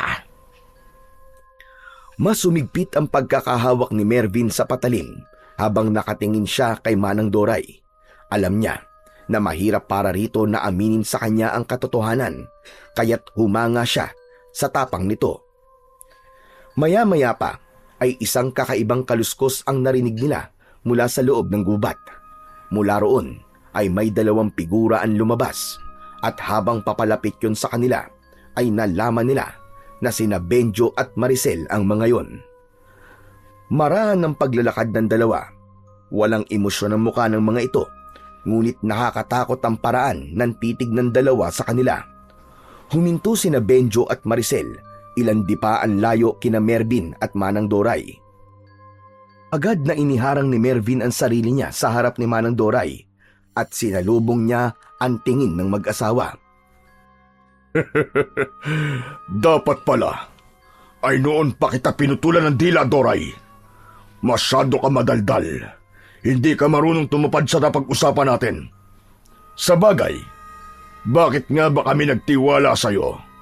Isa kang tao at ang mga tao ay hindi dapat pinagkakatiwalaan. Matagal ako nanahimik. Matagal ako nagtitiis. Pero tama na, Bedyo. Hindi na kaya ng konsensya ko mga ginagawa niyo sa baryo na ito. Panahon na para malaman ng lahat kung ano kayo. Sigurado ka bang malalaman ng lahat kung ano kami? Sa tingin ko, ay hindi yun mangyayari. Dahil sisiguraduhin ko na mamamatay kayong dalawa ngayong gabi. Matapos yun, ay sabay na nag-anyong aswang sina Bedyo at Maricel. Tinubuan ng mga ito ng makapal na itim na balahibo. Naging matutulis ang mga kuko at ngipin ng dalawa at naging malahalimaw ang muka ng mga ito. Malakas na sumigaw ang dalawa na parang mababangis na mga hayop. Hindi makapaniwala si Mervin sa nasasaksihan. Bumilis ang tibok ng puso niya pero mas pinili niyang maging kalmado. Alam niya na kung magpapadala siya sa takot ay baka magtagumpay sina Benjo at Maricel sa gustong mangyari na mga ito. Naramdaman ni Mervin ang tumitinding tensyon sa paligid habang nasa harapan nila sina Benjo at Maricel na nagpakita na ng totoong anyo. Hanggang isang ideya ang naisip niya. Mabilis niyang kinuha kay Manang Doray ang lampara at inihagis niya yun sa may paanan ng dalawang aswang. Nabasag ang lampara at sumiklab ang malaking apoy na nagpaatras sa mga aswang. Manang Doray! Tumakas na kayo! Ako nang bahala dito! Mabilis na lumayo si Manang Doray at hindi na napansin ni Mervin kung saan ito nagpunta dahil sinamantala niya ang pagkakataon. Sumugod siya sa dalawang aswang habang hawak ang patalim na gawa sa pangil ng kidlat. Sumalubong kay Mervin si Maricel pero hindi siya nagpasindak. Nasugatan niya si Maricel sa braso. Nang makita niyang pasugod naman si Benjo ay umiwas siya at sinubukan niya itong saksakin sa tagiliran pero nakailag ito. Kinalmot siya ni Benjo at napasigaw siya nang bumaon ang matatalim nitong kuko sa kaliwa niyang pisngi. Lumayo muna si Mervin sa mga kalaban at matalim niyang tinignan ang mga ito. Masahol pa kayo sa hayop! Ni hindi nyo man lang iginalang ang katawan ni Laika! Dapat lang yun sa kanya. Kung pumayag lang sana siya na maging kagaya namin, ay buhay pa sana siya ngayon. Sa sagot na yon ay nagdilim lalo ang paningin ni Mervin. Mabilis siyang sumugod kay Benjo. Lumuhod siya at sumadsad ang tuhod niya sa madamong bahagi at buong puwersa niyang ibinaon ang patalim sa hita ni Benjo. Nang hugutin niya yon ay sumirit ang dugo ni Benjo. Ngunit sinunggaban siya ni Maricel sa likod at kinagat siya nito sa balikat. Malakas na napasigaw si Mervin dahil sa labis na sakit. Padiin ng padiin ang pagkakakagat ni Maricel sa kanya. Itinaas ni Mervin ang patalim at sinaksak niya yon kay Maricel na nasa likuran niya. Tumama yon sa ibabaw ng ulo nito at dere-derecho yung bumaon. Mabilis na hinugot ni Mervin ang patalim at naramdaman niya na kumawala na si Maricel sa pagkakakagat sa balikat niya. Mabilis na tumayo si Mervin at doon niya nakita ang walang buhay na katawan ni Maricel. Nakadilat ang mga mata nito na parabang nakatingin sa kanya. Isang galit na sigaw ang pinakawalan ni Benjo nang makita nito ang patay na katawan ng asawa. Lumapit ito sa asawa at niyakap ito. Maya-maya ay umangat ang mukha nito at matalim na tinignan si Mervin. Pagbabayaran mo ito, papatayin kita at sisiguraduhin kong mahihirapan ka muna bago ka malagutan ng hininga. Bagyang nakaramdam ng takot si Mervin sa tindi ng galit sa mukha ni Benjo. Ngunit alam niya na tama ang kanyang ginawa. Sa dami ng pinatay ni na Benjo at Maricel ay hindi dapat siya makaramdam ng kahit na konting awa para sa dalawa. Marahang tumayo si Benjo at bigla itong tumalon papunta kay Mervin. Mabilis niya itong iniwasan pero naabot ng mga kuko nito ang leeg niya. Mabuti na lang at hindi ganun kalalim ang naging sugat niya roon dahil kung nagkataon ay siguradong katapusan niya na. Bumuelo si Benjo at sunod-sunod itong umatake. Mabilis ang galaw nito at halos hindi na masundan ng mga mata ni Mervin ang bawat pag-atake ng kalaban niyang aswang. Naramdaman na lang niya ang malakas na pagsipa ni Benjo sa sikmura niya. Tumilapon siya at bumagsak ng pasadsad sa lupa. Gumulong siya ng ilang ulit bago tumama ang likod niya sa isang puno. Umubo si Mervin nang may kasamang dugo. Kahit medyo sugatan na siya, ay hindi pa rin niya binibitiwan ang patalim. Naglakad si Benjo at tumayo ito sa harapan niya habang nakangisi. Katapusan mo na, Mervin. Pero huwag kang mag-alala dahil magkakasama na kayo ni Laika sa impyerno. Nagkakamali ka! Kayong mag-asawa magsasama sa impyerno! Biglang isinaksak ni Mervin ang patalim sa paa ng aswang. Siniguro niya na bumaon yun hanggang sa lupa upang hindi makaalis si Benjo sa kinatatayuan. Tumayo siya at paulit-ulit niyang pinaulanan ng malalakas na suntok ang mukha nito. Nang halos madurog na ang mukha ng aswang, ay doon na niya hinugot ang patalim at walang pagdadalawang isip na itinarak niya yon sa tapat ng puso ni Benjo. Nang hugutin ni Mervin ang patalim, ay napaatras si Benjo at hindi makapaniwalang nakatingin lang ito sa kanya. Isang malakas na sipa ang pinakawalan ni Mervin at tumama yon sa dibdib ni Benjo. Tuluyan nang bumagsak ang aswang sa tabi ng asawa nito. Ilang segundo lang ang lumipas ay tuluyan nang nawalan ng buhay ang aswang na si Benjo. Humihingal na tumingin si Mervin sa dalawang aswang na napatay niya. Kahit duguan at sugatan siya, ay masaya siya dahil alam niya na wala nang susunod na magiging biktima ang mag-asawang sina Benjo at Maricel. Matapos ang lahat, ay lumabas na si Manang Doray mula sa likod ng punong pinagtataguan nito. Bakas pa rin ang takot sa mukha ng matanda nang lumapit ito kay Mervin. Mervin, iho, hindi ko akalain na magagawa mo silang matalo. Napakagaling mo. Pero kailangan ka madala sa ospital. At dami mo sugat. Napaupo si Mervin sa damuhan habang hawak pa rin ang patalim. Tumingala siya kay Manang Doray at matipid na ngumiti. Manang Doray, salamat po sa inyo. Kung hindi niyo po sinabi ang totoo, baka hindi ko po nalaman kung sino talaga ang kalaban natin. At kahit paano po, ay nabigyan natin ng hustisya ang mga pinatay ni na Benjo at Maricel. Isa pa, naipaghiganti na rin po natin ang ginawa nila kay Laika. Nang sandaling yon ay nakita nila si Oscar na humahangos na dumarating. Humihingal itong huminto sa tabi ni Manang Doray at nagulat ito nang makita ang dalawang aswang na nakahandusay sa lupa. Diyos ko po! Bakit may mga patay na aswang dito? Sina Tito Benjo at Tita Maricel yan. Sila pala mga aswang na pumapatay dito sa baryo natin. Ginawa ko lang nararapat sa mga halimaw na yan. Ngayon, wala na silang mabibiktima. Sayang naman. Dapat pala inagahan ko ang punta rito. Natulungan sana kita, pare. Nagamit ko sana ang mga damoves ko sa pakikipaglaban. Pero sandali lang. Paano sila Mang Benjo at Aling Maricel ang aswang? Mamaya na natin pag-usapan yan. Dali na muna natin si Mervin sa ospital. Tumayo si Oscar at agad itong lumapit kay Mervin. Inalalayan siya ni na Oscar at Manang Doray. Sa pagtayo hanggang sa paglakad palayo sa lugar na yon. Bagamat sugatan ay masaya si Mervin dahil sa wakas ay makakapagpahinga na ang baryo nila mula sa takot sa mga aswang. Makalipas ang ilang araw ng pagpapagaling sa ospital, ay nakalabas na rin doon si Mervin. Pagbalik niya sa baryo, ay agad niyang pinuntahan si Mang David sa kubo nito upang magpasalamat. Salamat sa iyo, Mervin. Kung hindi ka dumating dito, malamang ay patuloy pa rin ang pag-aasik ng lagim ng mga aswang dito. Kaya lang, hindi pa rin ako makapaniwala na sina Benjo at Maricel pala ang mga aswang.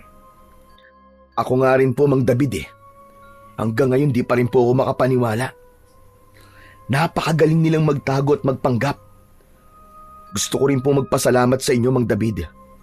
Kung hindi niyo po ipinagkatiwala sa akin ng patalim na gawa sa pangil ng kidlat, ay baka hindi po ako nanalo laban sa kanila. Hindi talaga ako nagkamali na ikaw ang pinagkatiwalaan ko.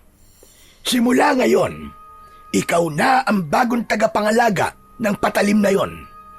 Alagaan mo ang sandatang yon dahil alam nating hindi pa rito nagtatapos ang lahat. Matapos yon ay nagpaalam na si Mervin kay Mang David at nagtungo naman siya sa sementeryo. Hawak niya ang isang bungkus ng puting rosas. Huminto siya sa harapan ng libingan ni Laika. Lumuhod siya at inilagay niya ang mga bulaklak sa tabi ng lapida nito. Laika, sana masaya ka na kung saan ka man naroroon ngayon. Sana Nahanap mo na ang kapayapaan na matagal mo nang hinahanap. At naniniwala ako na darating din ang panahon na magkikita at magkakasama tayong muli. Pero sa ngayon, tatanggapin ko na kailangan kong mabuhay nang wala ka na sa tabi ko. Makalipas ang ilang minuto ay nagpaalam na si Mervin kay Laika. Tumayo na siya at naglakad papalayo sa puntod ng kanyang nobya. Sa bawat takbang niya ay tila nababawasan ang bigat sa kanyang dibdib. Isang malalim na paghinga ang pinakawalan ni Mervin at matapos yun ay nakangiti siya ng malaki dahil alam niya na ginawa niya ang tama at ang nararapat. Matapos ang lahat ay nanumbalik na ang katahimikan sa baryo ni na Mervin. Sa paglipas ng mga araw ay unti-unting bumalik ang sigla ng mga tao, bagamat hindi pa rin lubos na matanggap ng ilan na ang mag-asawang Benjo at Maricel pala ang tunay na salot sa kanilang pamayanan.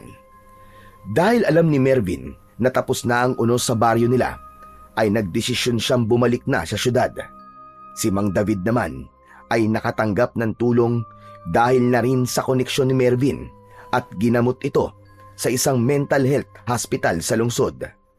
Makalipas ang ilang buwan ay gumaling na ito at sa kauna-unahang pagkakataon, matapos ang ilang taon, ay nawala na ang takot ng mga tao kay Mang David at hindi na ito nakatanggap ng pangungutya at pananakit sa mga tao. Si Mervin naman ay bumalik na rin sa kanyang trabaho bilang isang pulis Maynila. Ngunit sa puso niya ay dala pa rin niya ang mga karanasan niya sa baryo nila. Patuloy niyang pinangangalagaan ang patalim na gawa sa pangil ng kidlat, hindi lang bilang sandata, kundi bilang simbolo ng kanyang paniniwala na anumang laban at pagsubok ang dumating, ay kaya niya yung harapin at malagpasan.